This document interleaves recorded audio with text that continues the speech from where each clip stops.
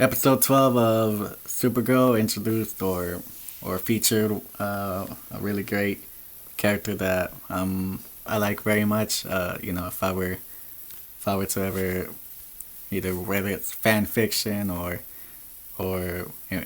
be employed to write for the comic for the show, in the Superman and Supergirl universe, Bizarro would be one that I use. The whole idea of there being an opposite of a Superman and a Supergirl is just very, very interesting.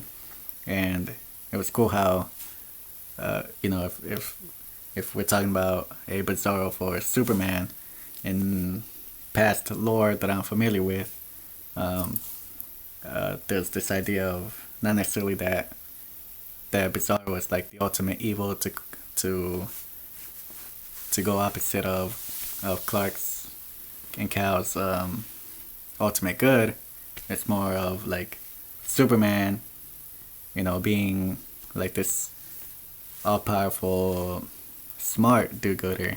We have Bizarro, who's this all powerful, not smart troublemaker in the sense of like a little kid who doesn't know any better. And so it's not like he's evil for the sake of it. It's more like he just doesn't know um, right from wrong in the way that a naive child it doesn't quite yet know right from wrong. It's like where they're bad and they're troublemakers, but not in the sense that they're malicious. They're just not at that stage where they're where they're like good. But yeah, Bizarro is like that.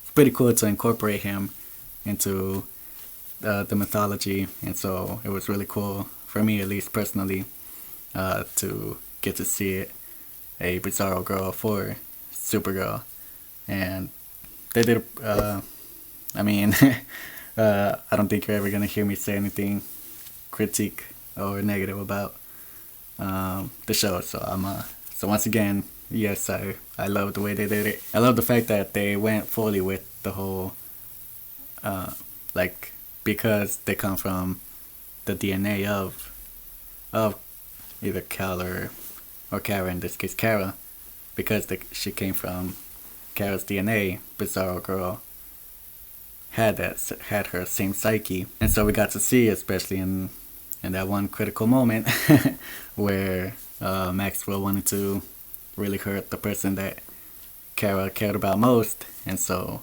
you would kind of imagine that it would be Alex, but it turns out uh, Bizarro Girl knew better than that, and it turns out that Kara cares the most about James, and so it's really cool that we didn't need a declaration from Kara because her brain tells it. I mean, not that, and of course, subconsciously, I guess you could say her brain has already done it, has already given her away with her behavior and the chemistry she has. But we got to see it come through what Bizarro had to do, and so she kidnapped James, and James ended up also declaring his feelings for Kara, and so then that moment at the end with Bizarro and Supergirl, and again, Bizarro might have the same psyche as Kara, but she doesn't necessarily have her memories, and so it was cool how Bizarro had that sense of loss without really understanding it, but Kara was able to explain to her that it would be okay.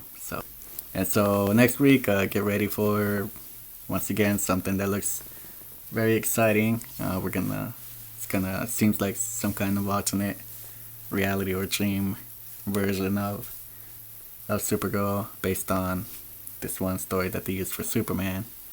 But now they're gonna employ it through Supergirl, and so I'm pretty excited about that.